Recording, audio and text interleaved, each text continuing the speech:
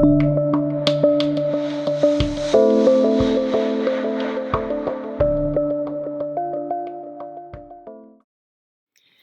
everyone, Pam Gregory. I'm going to be talking to you today about the first half of June and the new moon that we have coming up on the 13th in Gemini, which in fact is a supermoon. Now, right at the beginning of the month, we have this continuing beautiful grand water trine between Venus at 15 of Cancer, Jupiter at 15 of Scorpio, and Neptune at 16 of Pisces. So it's an almost exact equilateral triangle in the water signs. And this is really inspiring. It's very creative. It's mystical. It deals with very subtle energies. It encourages us to turn inwards to connect to our soul and connect to source.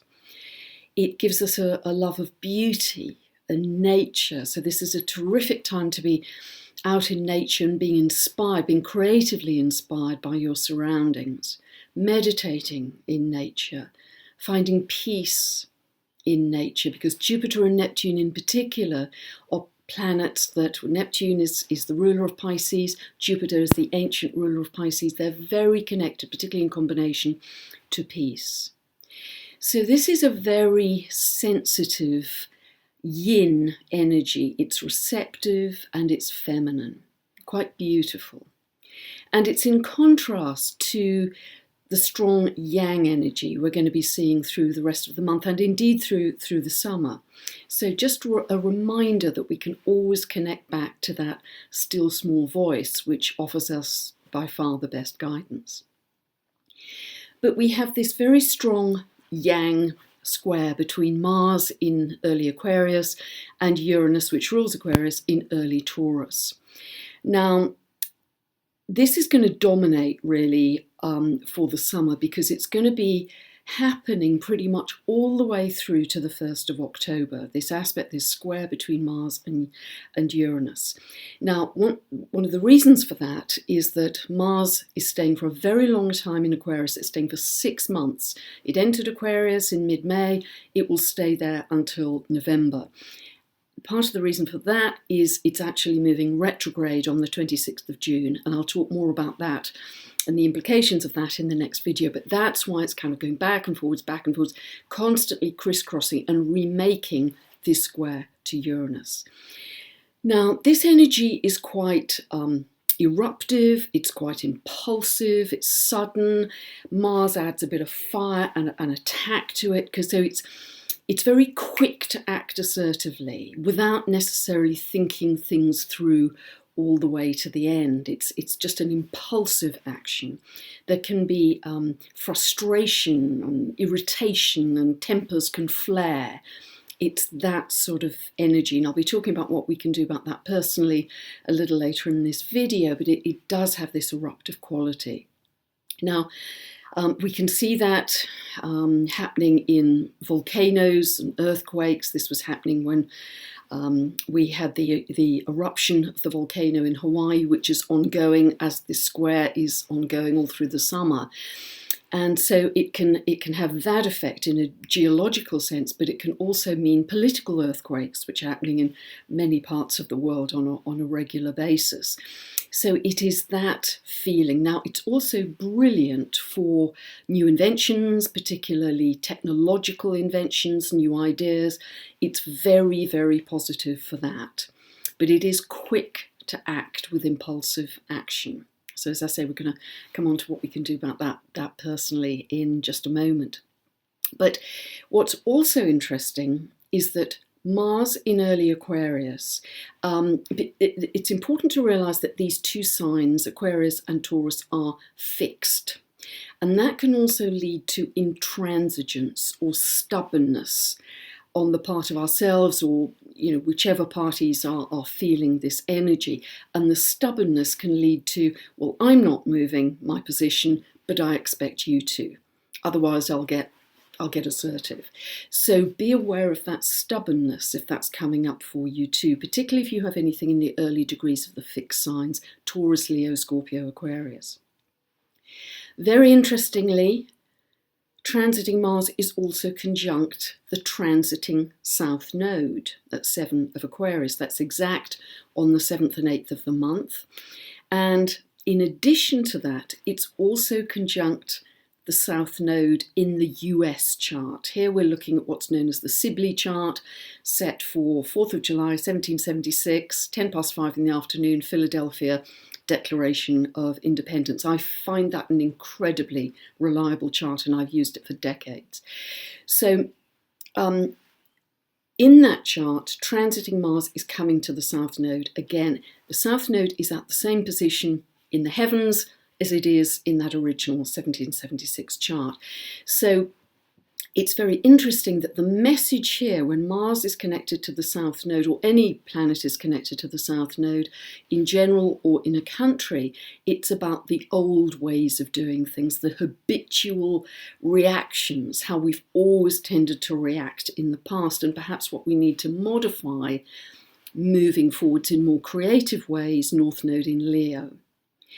So with Mars conjunct both of these, it's very much about assertion or aggression tends to be the default reaction.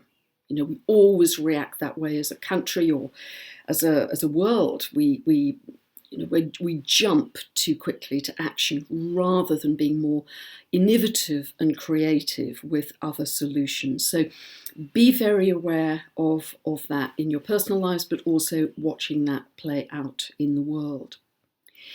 Now, if you do have any planets between 1 degree and 9 degrees of the fixed signs, which I've just mentioned, Taurus, Leo, Scorpio, Aquarius, you may feel this sense of restlessness and frustration and being argumentative, etc. And that feeling may increase actually in the second half of the month, and I'll talk more about that as we get closer to Mars retrograde. But recognize that that is the low level expression of this Mars-Uranus square. That's the obvious expression of it, just to get ratty and itsy. But if we can act with greater consciousness, and we always have that choice in any moment of how we react to any situation. Uranus rules Aquarius, Mars is in Aquarius, so Mars is energizing Aquarius. Aquarius is the sign of community, of the collective, and of equality. So it's very interesting because in a low-level sense, this Mars-Uranus square can create divisiveness, anger, polarization between people or peoples, whereas at a higher level of vibration, it can actually recognize the commonality and bring people together with a sense of equality and mutual respect. And that's really what I'd like you to think about, that we have that same potential in that square, Mars-Uranus, as we have to react without thinking. So applying consciousness and awareness to that square, because as I say, it's going to be running all the way through until the 1st of October this year. So we're going to have a lot of opportunity to practice that. Cyber attacks are a possibility with this. If somebody said to me, what's the classical astrological signature for cyber attacks, I would give them this combination, Mars square Uranus, Mars in Aquarius. But that doesn't necessarily mean they'll happen this month, but really anywhere through to October, they're quite a possibility. So make sure you back everything up, make sure you've got some good virus protection as well, so you don't lose anything along the way. Then we have a very powerful new moon. It's actually a supermoon at 22 degrees, 44 minutes of Gemini. This happens on the 13th of the month. It happens at 12:43 p.m. Pacific and 8:43 p.m. UK time. Now, as every sailor knows, a supermoon is where the moon is much closer to the Earth physically in its orbit, so it exerts a greater gravitational pull. Certainly it gives higher tides, has a very powerful effect on the tides, but inevitably it has a powerful effect on our consciousness as well. And this is often when people get a lot of psychic information through. It's a very psychic time, particularly the 3 days running up to that new supermoon. Just be very open to what very good information might be coming through to you, because this is especially interesting in that regard. Gemini is our rational side, it's our mental faculty, and it's ruled by Mercury. So it allows us to step back from any emotion or heated emotion particularly and have perspective on it. So it is very, very good for that. In addition to that, at this new supermoon, we have Uranus in very tight sextile to Mercury, the ruler of Gemini. And because Uranus is connected to the superconscious, insights, flashes, downloads of information, that can give us another opportunity to bring in some real genius, some real original thinking and new ideas at this time. And remember, it's a new moon, a new beginning. In addition to that, 22 of Gemini is opposite the galactic centre, that enormous source of cosmic information and radiation at 26 of Sagittarius. So it's another message that we can receive some very high level cosmic information if we are open at this time. So I'd really, on the 13th of the month, I would find opportunities to just, be in receptive mode for anything that may be coming through to you. But also consider where 22 of Gemini is falling in your chart, because this is a new beginning. And as always, it's a great idea to set a new intention at new moons of how you want this to manifest in your life. And it may just be a very embryonic idea at this time. It may be a thought or conversation you've had or something you've just read. But it gives you the opportunity for a seed that can grow and blossom into something bigger in your life. So always condition your intention by where it's falling. I mean, is it falling in your second house of money and income? You can set your intention to receive an abundant amount of money at that time, although new moons aren't that enormous, not as big as solar eclipses. If it's falling in your 10th house, can you ask for something very positive in terms of recognition for you at that new moon, some kind of new beginning for you? So, and if you don't know where this falls in your chart, just check out this link above. I am asked many, many, many times every day, what does this mean for me? I filmed these tutorial videos exactly to answer that question, and that will explain to you what this means for you in your chart, in your life, and any update I ever do. It will give you much more meaning for you personally. So, a very important new supermoon. And in addition, something else we have to be aware of at this new supermoon, because we have a T-square between Mercury, which rules Gemini, which is at 2 degrees of Cancer, squaring Chiron at 2 degrees of Aries, and Mercury is also opposing Saturn at 6 degrees of Capricorn.